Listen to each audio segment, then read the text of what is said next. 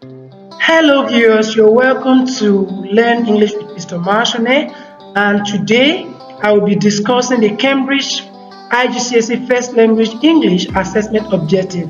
And in this video, we'll be looking at writing assessment objective, which is the component 2 in the assessment papers, alright?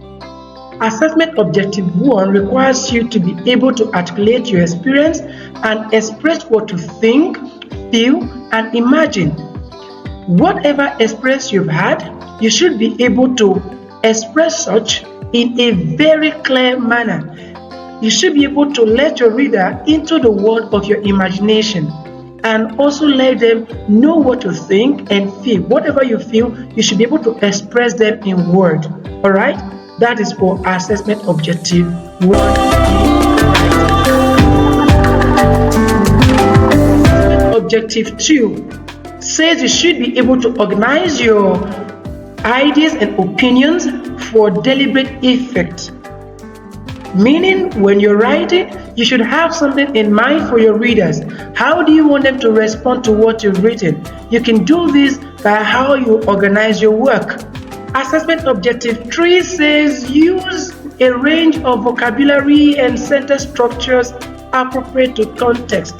This simply means when you're writing, you should vary your word choices. For instance, you want to make description. Don't be saying very. No. For instance, you can say someone has a fantastic idea, not a very good idea. And then the sentence structures should also be varied as well. You should know that we have simple, compound, complex, and compound complex sentences. Each of these types of sentences should be mixed up in your write-up.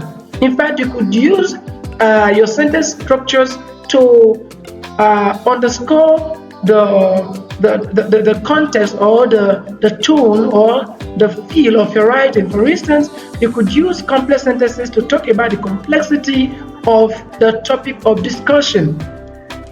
Assessment Objective 4 requires you to use register appropriate to context. This simply means if you're talking about transportation, for instance, you should use words relating to transportation. Say, for example, you're talking about air travel. You can say the pilot seat or just the way you say the driver's seat. That place, the driver's seat or the pilot seat has a name. For instance, it's called cockpit. You should use the right word at the right time in every context you find yourself, right?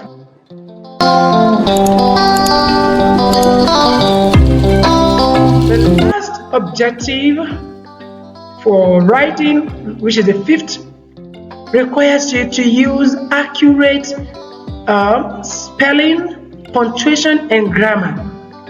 Whatever content you must have got, if you don't have the right grammar in place, you don't punctuate properly, you don't spell correctly, you score very low. Because for you to be well understood, your grammar must be flawless. Alright? At least even if you'll be making mistakes, it should be minimal.